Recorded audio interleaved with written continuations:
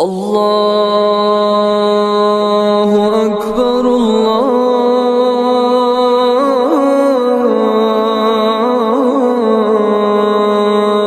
اکبر۔ رضی اللہ تعالیٰ نے ایک اصول دیا ہے، آپ نے بھی سنا ہوگا، بڑے بڑے اینکرز بیٹھے ہوتے ہیں، قرآن پہ اپنی اپنی موشگافیاں پیش کر رہے ہوتے ہیں، بس جی جو قرآن میں آئے گا ہم تو اس کو مانیں گے، اس کا تو حدیث میں تذکرہ، قرآن میں تو تذکرہ ہے ہی نہیں۔ جب تک آپ یہ بات سمجھتے نہیں ہیں کہ حدیث کے بغیر قرآن کی فہم ممکن ہی نہیں، آپ کبھی فتنے سے نہیں بچ سکتے۔ میں ایک چھوٹی سی مثال دے کے بات کو آگے چلانا چاہوں گا۔ قرآن میں یہ تو آیا ہے نا کہ اقیموا الصلاۃ، تم نماز پڑھو، آیا ہے۔ قرآن مجید کی کس صورت میں یہ تذکرہ ہے کہ آپ نے صبح کی 4 رکعتیں پڑھنی ہیں، ظہر کی 10 رکعتیں پڑھنی ہیں، عصر کی بھی 4 اور مغرب کی 5 آپ پڑھ لیجئے گا، اور عشاء کی جو ہے آپ نے 9 رکعتیں پڑھنی ہیں؟ یہ قرآن مجید کے کس بارے میں، کس صورت میں اس کا تذکرہ ہے کہ آپ نے رکوع میں یہ دعائیں پڑھنی ہے، سجدے میں یہ دعائیں پڑھنی ہیں، اور آپ نے اتحیات میں یہ دعائیں پڑھنی ہیں، اور نماز کے بعد یہ اذکار کرنے ہیں؟ یہ کس صورت میں لکھا ہے؟ جب تک آپ اللہ کے رسول سے نہیں پوچھیں گے، جب تک حدیث نہیں پڑھیں گے، آپ کو نماز کا مفہوم سمجھ ہی نہیں آ سکتا۔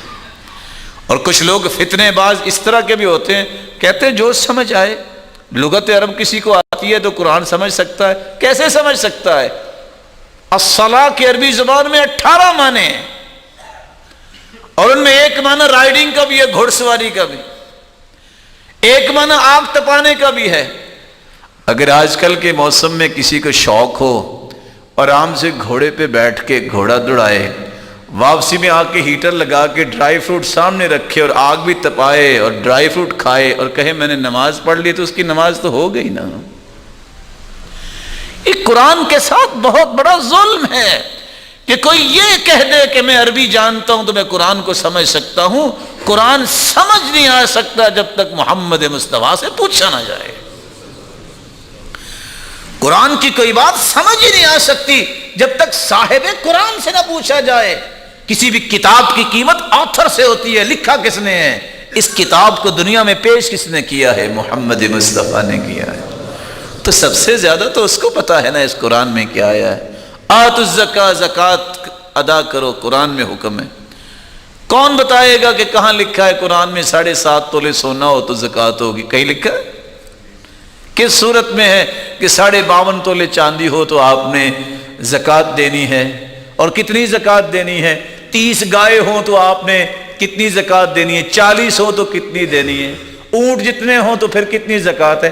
یہ ساری تفصیلات سکھائی ہے تو محمد کریم نے سکھائی ہے، کیونکہ اللہ نے حکم دیا وَأَنزَلْنَا إِلَيْكَ الذِّكْرَ لِتُبَيِّنَ لِلنَّاسِ مَا نُزِّلَ إِلَيْهِمْ۔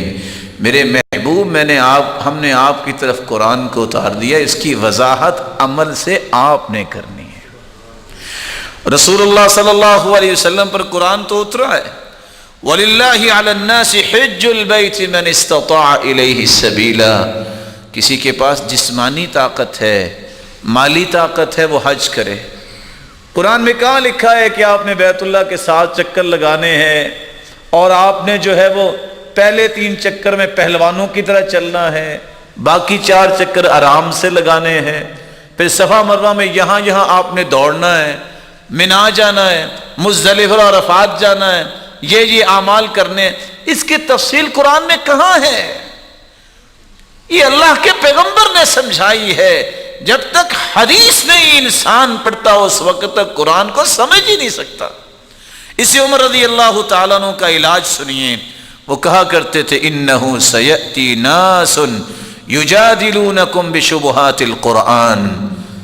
مسلمانوں، ایک وقت آنے والا ہے لوگ تمہارے ساتھ جھگڑا کریں گے قرآن مجید کی مشابہ چیزوں کے ساتھ، فخذوہم بالسنن، ایسے لوگوں کو تم پکڑنا سنت کے ساتھ، فإن أصحاب السنن اعلم بکتاب اللہ، جو حدیث پڑھنے والے ہیں وہی صحیح قرآن کو سمجھنے والے ہیں۔